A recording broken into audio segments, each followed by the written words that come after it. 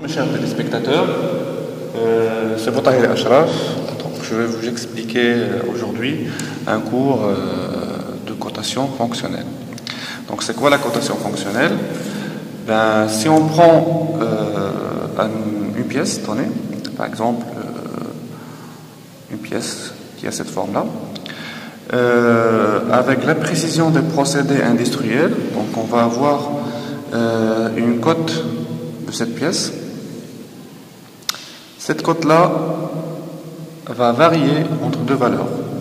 Va varier entre une cote minimale, ce que je vais noter avec CM, mini, et une cote maximale. Donc, vu que les procédés industriels ne sont pas toujours précis, donc toutes les pièces produites vont différer microscopiquement l'une par rapport aux autres. Donc on tolère que la cote soit comprise entre deux valeurs, entre une cote maximale et une cote minimale. Donc en dehors de cet intervalle-là, la valeur de la cote n'est plus au-delà de cet intervalle-là, la pièce n'est pas fonctionnelle, ne peut pas être utilisée dans un procédé, vu que un mécanisme sera constitué de plusieurs pièces. Donc si on prend par exemple un assemblage de ces pièces-là, si on prend que cette pièce-là, la première pièce sera insérée dans la deuxième pièce, donc ça c'est la pièce 1, ça c'est la pièce 2, si cette dimension-là, qui sera appelée X, elle est inférieure à cette cote-là, je ne peux pas insérer cette pièce-là à l'intérieur. Donc ce mécanisme-là qui sera constitué de la pièce 1 plus la pièce 2 ne peut pas fonctionner. Alors, cette dimension-là, la dimension X et la dimension C, donc X et C, sont appelés des cotes fonctionnelles. En particulier, ils appartiennent à d'autres cotes comme la hauteur, la largeur de ces éléments-là. Mais si je prends cette dimension-là et cette dimension-là, ils sont fonctionnels par rapport à un mécanisme. Alors ce mécanisme-là, pour pouvoir fonctionner, il faut que j'ai une compatibilité entre ces deux cotes. Donc, pour que ce mécanisme fonctionne, il faut que j'ai une forme qui ressemble à ça, qui sera le produit de l'assemblage de la pièce 1 dans la pièce 2. Et bien sûr, je vais tolérer une cote ou une distance ou un jeu qui sera représentée par cette distance-là, que je vais appeler la cote condition.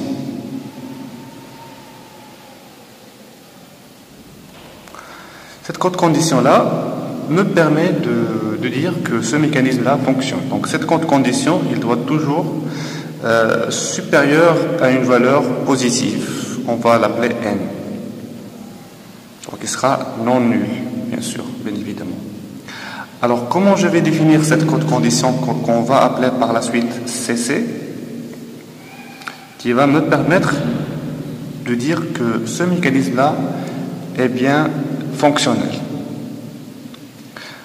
Donc, on va procéder à un calcul dans lequel on va symboliser la première pièce, on va symboliser la deuxième pièce, et nous allons l'identifier avec une flèche. Cette flèche-là va représenter la cote condition. Dans la convention que nous allons utiliser, ça sera symbolisé horizontalement avec cette forme-là, bien sûr avec un point pour le départ, une flèche au niveau de la tête, de la gauche vers la droite.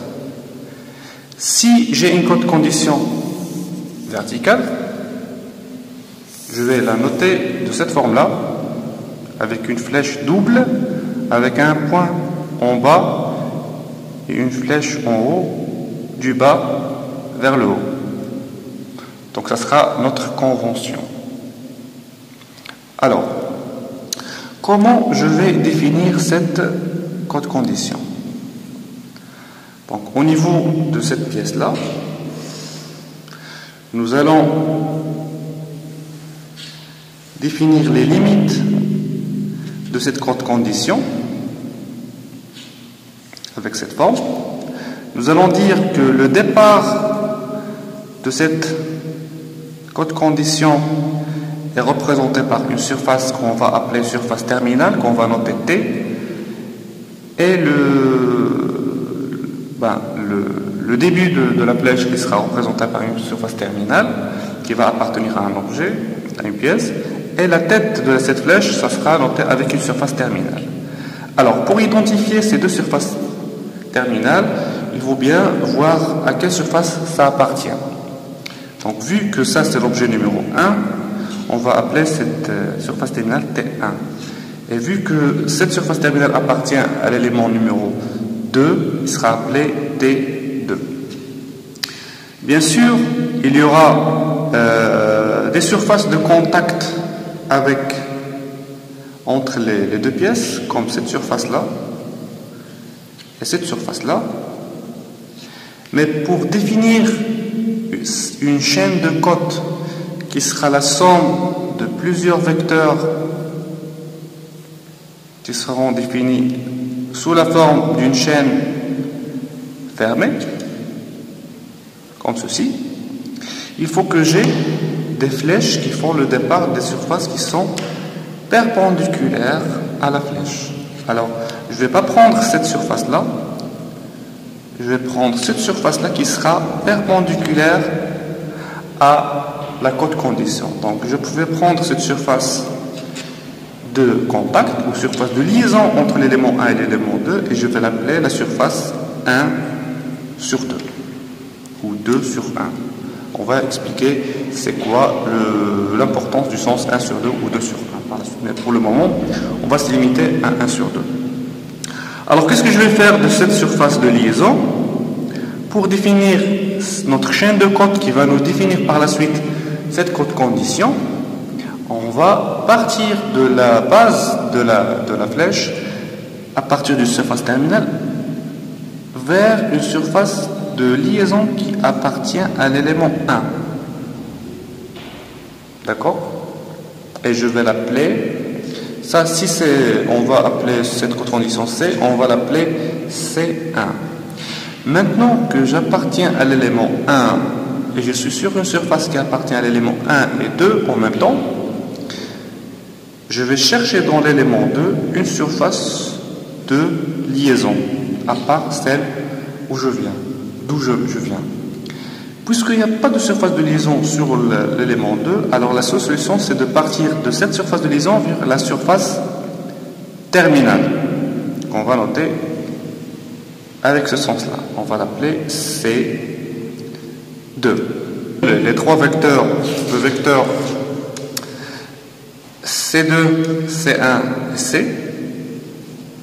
Alors pour la représentation et le calcul, j'ai un calcul qui a cette forme-là. Donc le C qui est égal plus un autre vecteur qu'on va appeler X, il sera égal au vecteur C2. D'accord? Donc j'ai le C2 qui sera égal à C plus X. Ils ont tous la même direction. Sauf que le vecteur X, il est égal au vecteur moins C1. Donc je vais avoir la forme des trois vecteurs, le vecteur C2 qui est égal au vecteur C moins le vecteur C1.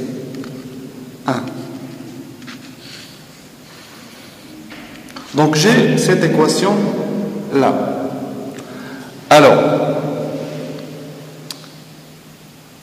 si je cherche un repère normé qui va avoir le vecteur unitaire I, avec lequel je vais écrire les trois vecteurs. Je vais écrire que, puisque C2 et I sont dans la même direction, ça sera C2 fois le vecteur I, qui est égal au vecteur C fois le vecteur I.